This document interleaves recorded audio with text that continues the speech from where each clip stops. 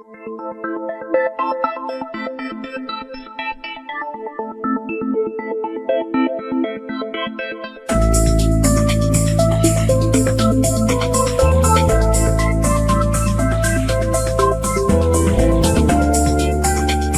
good day.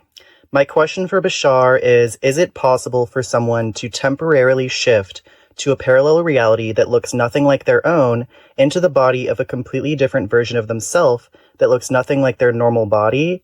For example, shifting into the world of Harry Potter or other worlds from our books and TV shows, or even shifting into a world one quote-unquote creates?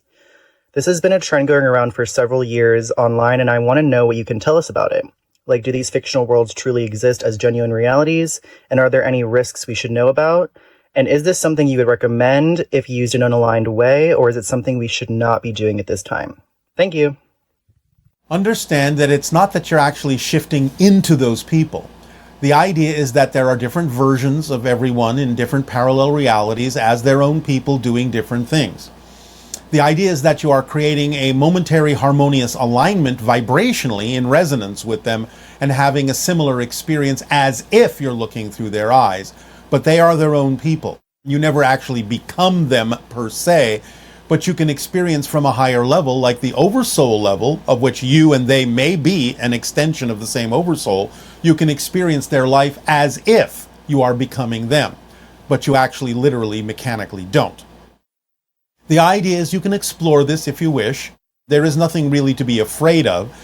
The only so-called risk is if you have belief systems within your present self that would in some way, shape, or form feel or deem or believe that you have to take on the same qualities of something in another version of yourself or another extension of the oversoul that you don't particularly care for or don't resonate with.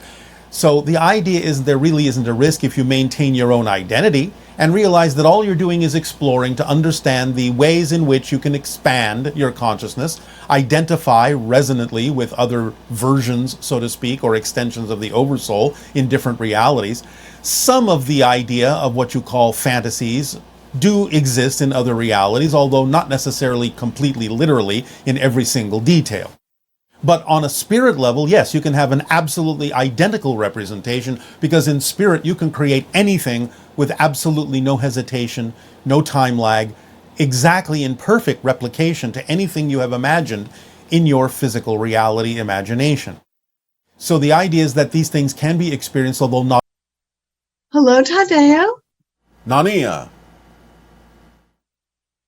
So we have lots of great questions from our viewers today. All right. So I will start with, do spirit animals give humans clues if they would like to speak to us? For instance, if you begin to see spiders in various areas of your house, is that a message that spiders want to share something with you? Also, when we speak with animals spiritually, are we speaking to the totem spirit of the species or an individual? All of this depends on the intention of the message and the form of the communication and the need to transmit certain information. So it can be a representation of a totem energy of that animal spiritually. It can be an individual conversation. It's not necessarily true that a certain kind of animal showing up over and over again necessarily means that that particular type of animal wants to communicate with you. It could be representative symbolically of certain things going on in the consciousness of the human in relation to those particular kinds of animals. So the human has to be investigative enough within the self to understand what the reason might be for noticing some form of connection or communication from some form of animal consciousness. You have to be clear within yourself about why this is happening. So it might be representative of an issue that you're facing. It might be representative of a clear communication from a totem animal. It might be representative of communication to an individual idea that you have yet to consider. It could be many different things. So clarity within the self about why this is happening as it relates to the issues you may be facing in your life, the challenges you may be going through, is necessary to discern what that form of communication might be all about. Is that also something where if you think about the animal, especially if you encounter it, and you go into that resonance with its consciousness and see what kind of information it gives you, because whatever you receive will be relevant in some way because it's coming through the animal and through your higher self, right? Well, yes, but again, it could simply be not so much that the animal intends a particular message for you, but that synchronistically you have attracted something that represents, in resonance, in frequency, a certain idea or issue that you need to look at. So in other words, you could be calling forth a particular animal that is more than willing to reflect something to you, not that they necessarily originally or initially had an intention of communicating a message to you. Right. So you're manifesting that, and then you have the ability to tune into that consciousness and see what is reflected back to you by their particular viewpoint of reality. Yes, or tuning into your own consciousness to understand what that particular animal symbolizes for you. Right. So it can be so rich. Oh, yes.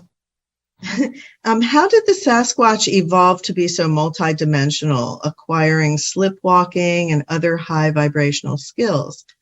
I don't know of any other animal or plant that it's evolved to have those traits. And I'm wondering, is it I don't know about other creatures who have evolved like that, or is there something special about Sasquatch?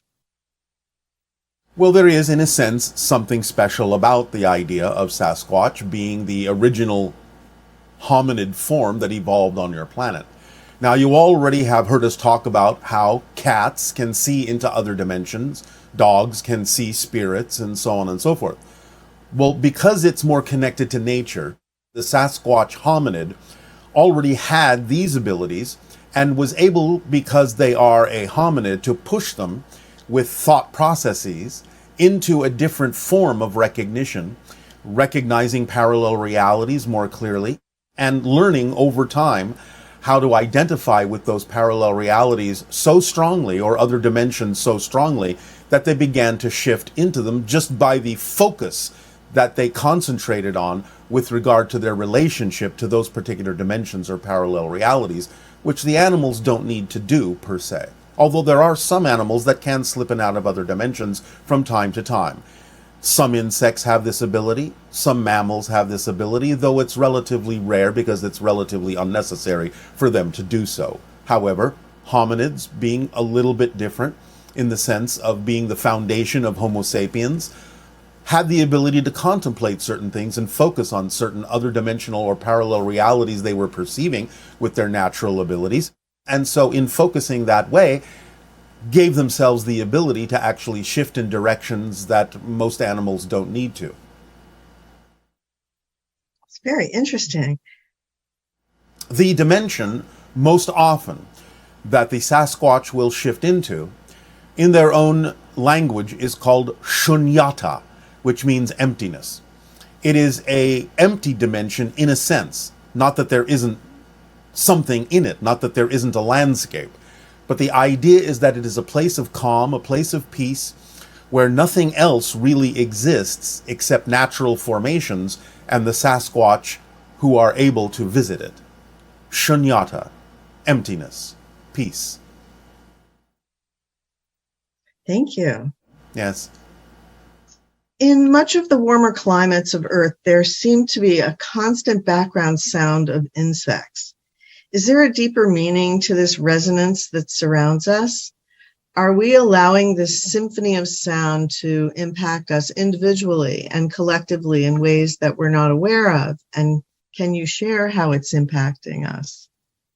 Yes, no pun intended, or maybe a pun intended, but a lot of the vibrations of insects that envelop you kind of act like a cocoon, or creating a bubble reality frequency that can help attune you not only to insect consciousness, but also to the idea of global consciousness, and also the idea of natural consciousness, communing with the earth. And the vibration can act as an isolation medium to tune out the things that are inconsequential to you at that moment and allow you more efficacy at tuning into other conscious levels, other realities, so on and so forth. So you can take advantage by tuning into that vibration and letting it sort of transport you in a way, to other focuses, other levels of consciousness, and other perspectives.